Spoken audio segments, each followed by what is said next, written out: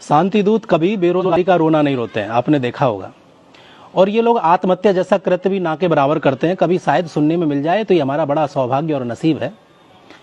हिंदू के बच्चे बेरोजगारी का ही रोना रोते रहते हैं और जरा से दुखी होकर के आत्महत्या करने की बहुत सारी घटनाएं इनकी सुनने के लिए मिलती हैं। आज वीडियो को काटिएगा नहीं, आगे स्किप मत करिएगा, इसे जरूर सुनिएगा। और मैं कुछ ऐसे तथ्य रख रहा हूं कि आज आपकी आंखें खोलने वाला काम कर रहा हूं। मैं इस वीडियो के माध्यम से बताना चाहता हूं कि शांति दूतों ने हमारे किन किन कामों पर कब्जा कर लिया, उसका मुख्य कारण क्या है। तो मैं अपने भाव से इस बात को रख रहा हूं। एक युवा लड़का मेरे पास आया और बोला, महाराज मैं बड़ा बेरोजगार हूं, नौकरी नहीं मिल रही है। मोदी ने कहा था कि हर साल 2 करोड़ युवाओं को मैं नौकरी दूंगा, 7 साल तो हो गए, नौकरी तो मिली नहीं। जीडीपी की बात, इधर उधर की बात उसने बहुत सारी गिनाई।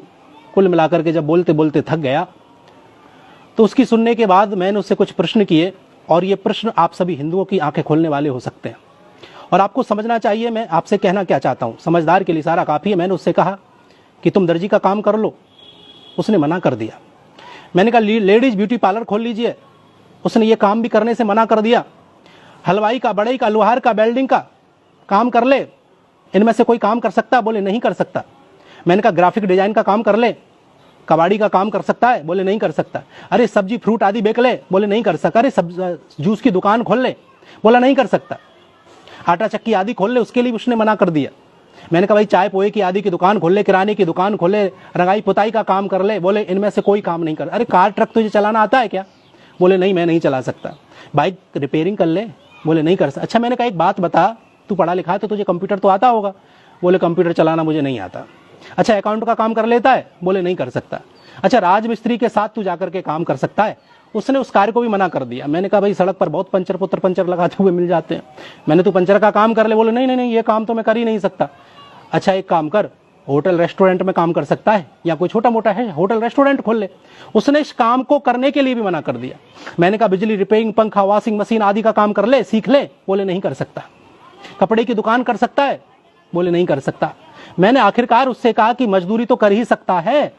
बोले अरे महाराज मजदूरी करने के लिए थोड़े पढ़े लिखे हैं इतने हम। तो मैंने तो कर क्या सकता है?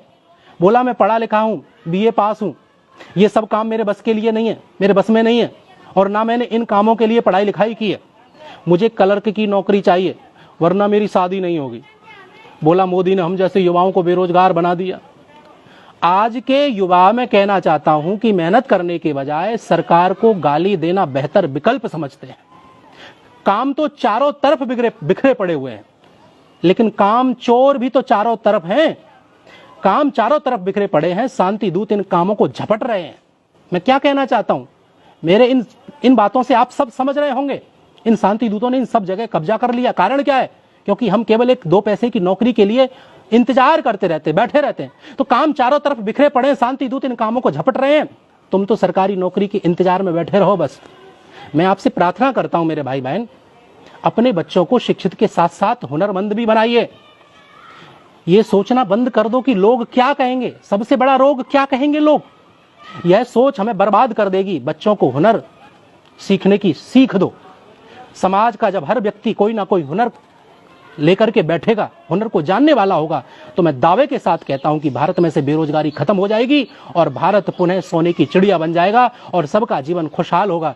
वीडियो आपको जरूर पसंद आई होगी। केवल इन बेरोजगार जो बेरोजगारी का रोना रोते हैं उन लोगों के लिए विशेष रूप से वीडियो है, आप जरूर शेयर करिएगा।